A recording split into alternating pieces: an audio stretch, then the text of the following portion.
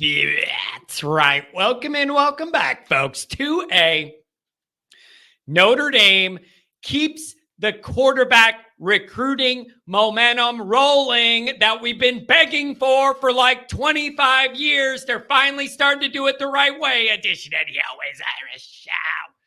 As always, thanks for being here. You can find the program on YouTube. Do it, subscribe if you haven't yet. Appreciate it very much. Give the video a thumbs up. That helps Yanni out as well. Notifications on, you know why, that way you alerted every time a new episode drops. I know you don't want to miss it. Twitter, search bar Always Irish, or at Always Irish. Emails alwaysirishnd@gmail.com. Audio only, anywhere you want it, you can get it. If you don't want to see my face, I take no offense. The Cowlin lines. 312-988-15. You dialed up. Tell Yanni Boy all you're insane. USA Today, Irish Wire. Read all about it. Patreon.com/Always Irish. Former captain, leading tackler Mike Goolsby and myself breaking it all down. It's a fun time over there. Great group. All right. Thanks for being here.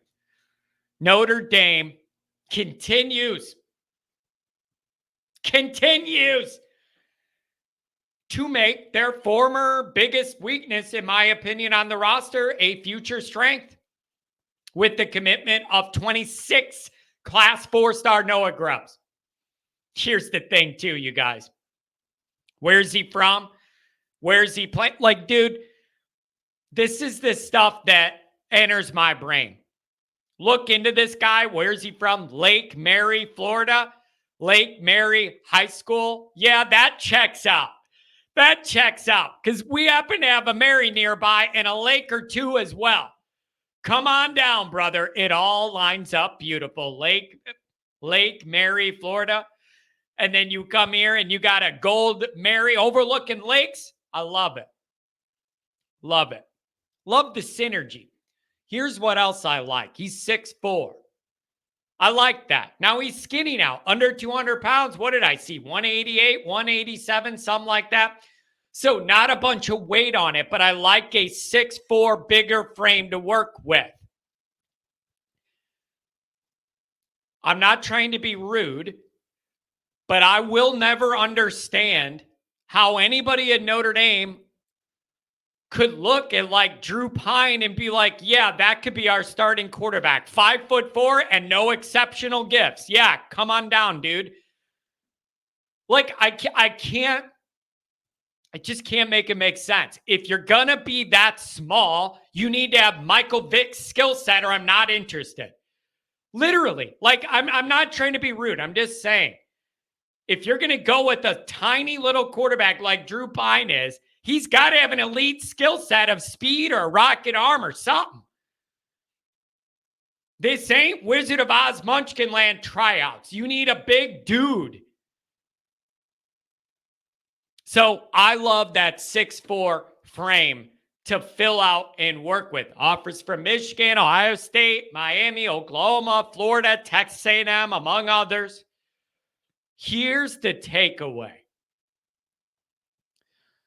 The way Freeman and company recruit quarterbacks is night and day from the way Kelly did it.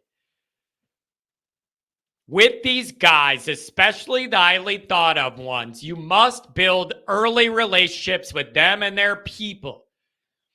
It's a requirement to be in the race to get one of these guys.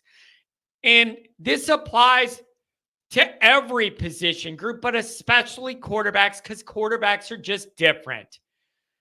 They're the de facto leader of the team, and they are the one that can decide the outcome of a game and have more control of that in their hand than anybody else. Whenever we talk about quarterbacks, I tell you guys, it's the most important individual position in sports. I believe that. You must. It is an obligatory thing. You must build those relationships with quarterbacks and their people early. Brian Kelly simply refused to put the time and effort in it took to do this. And that's how you ended up with RKG Central, bro. Because it takes a lot of time and a lot of effort. And a lot of effort with no guarantees. You got to put that effort into good faith, but there's no guarantee the guy's going to commit to you and you get a return on that time and money investment. Doesn't matter. It's part of the job. You got to do it. Brian Kelly just simply didn't want to do it. Refused to do it. Too much golf. Okay? RKG Central, dude. So it's night and day. And the other thing is, God, this staff understands timetables. Have you noticed the timing, not just of quarterback recruiting, but of everybody seems to have been sped up lately? These guys are getting ahead of stuff rather than chasing, getting way ahead and filling these classes out so then they have a better understanding of what they have left, and it gives them flexibility and time to be able to pivot or do other things. If you're really paying attention, you'll see how much this recruiting operation has changed in a couple short years. It's not always the most obvious things. You got to look for the details. That calendar moving up, like all that stuff is examples of what I'm thinking. But especially with those quarterbacks, the relationships are key. So now you got Riley Leonard, if he's healthy, whatever. Carr, Minchie, Deuce, Grubbs, Stevie. This is a 100% upgrade from anything in the Kelly era as far as a group of quarterbacks to pick from that are in your building. It's a 100% upgrade.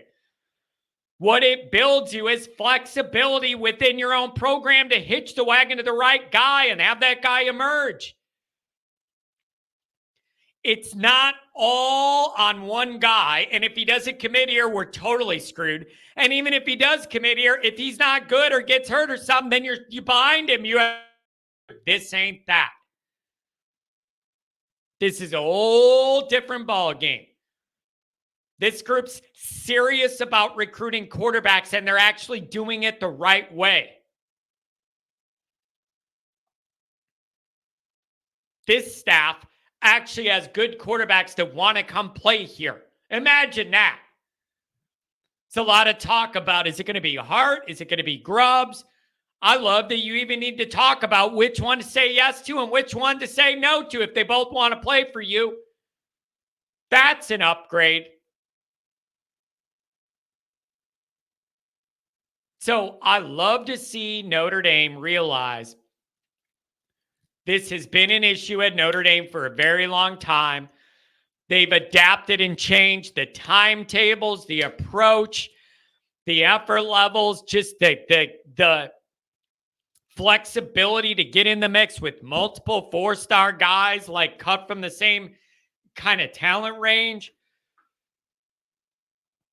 It's a night and day operation. And if you really think about it, a couple of my main criticisms on Kelly was overall recruiting effort, big game results were miserable, and the quarterback thing.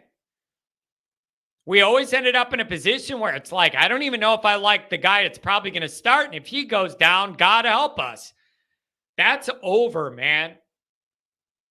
That's over.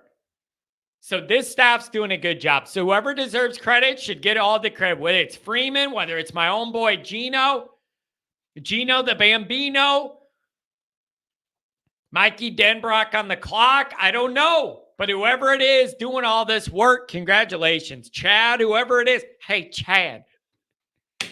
Does anybody remember that? It was the Mad Real World. The Chappelle skit. Hey, Chad. I can't even say the rest. If any of you remember it, you'll know what I'm doing. I can't even say any of the other things I was going to say. I can't say here. Hey, Chad. I can't say it. Oh, boy. Chad's girlfriend, Katie, on that episode is where my mind's going, if any of you remember it. Anyways, really good job here. And Notre Dame's, if you take one thing away from this episode, it is Notre Dame's quarterback situation is night and day from the Kelly era. And I see no way that this does not pay off big for Notre Dame down the road. I don't. The only way this could not pan out for better quarterback results on the field is if the only way is that I see with all these options, overlapping classes, would be if Notre Dame hitched their wagon to the wrong guy and then the right guy got mad and left, and then you're in a bad spot. But I got a feeling somebody out of these groups, a couple of these guys are going to naturally just blow past everybody else. Whether it's Carr just develops because he's got the football gene and he develops quickly and it just looks great, or Deuce's raw athleticism, like whatever it is, I think one or two of these guys are going to rise. And there may not even have to be tough decisions made because it's going to present itself what the right way is, right? So, man, I got to say, it's a breath of fresh air. It's just a breath. And you know what it comes down to with the recruiting in Notre Dame? It's all about your mentality. It's all about your mentality and how you look at this. Kelly took every chance he could to complain. We can't recruit regionally. I got to go fly everywhere, and it's a big undertaking. It takes all my time, and we're shopping down a different aisle, and we can't get guys, and there's all this, negative, we can't work through. You got to understand why we can't do this and that. Those are all excuses nobody wants to hear because everybody knew that it was hard to recruit to Notre Dame when you took the job. That was not a secret. That was not something that revealed itself after you knew that. And you either are willing to do it or not. Freeman's mind frame is Notre Dame is different. We operate different. There's a different way to do things here. And we're going to find a way to lean into that rather than cry about it. Lean into it. Make it a feature, not a bug. And Freeman's saying, if you're not willing to get out and recruit your ass off, you need to work somewhere else. And it all starts with the head guy. That's the other thing. If your head guy's not a dog recruiter, it's really hard for him to demand you be one. And then if your head guy is a dog recruiter, you're going, think about it. If your head guy is not a dog recruiter, then it's hard to demand that of everybody else. And they're thinking, geez, the head guy doesn't even want to do it. He's over there golfing every day, whatever. As opposed to, if you recruit like Freeman and you're the head guy, you set that example. None of the assistants can under-recruit Freeman. He's got more obligations as the head guy than you have. You can't let him outwork you. He's busier than you are. It's a night and day operation. Night and day operation. We're just about to start to get into the Freeman quarterback years. It's going to be an upgrade. How big of an upgrade? Wait and see.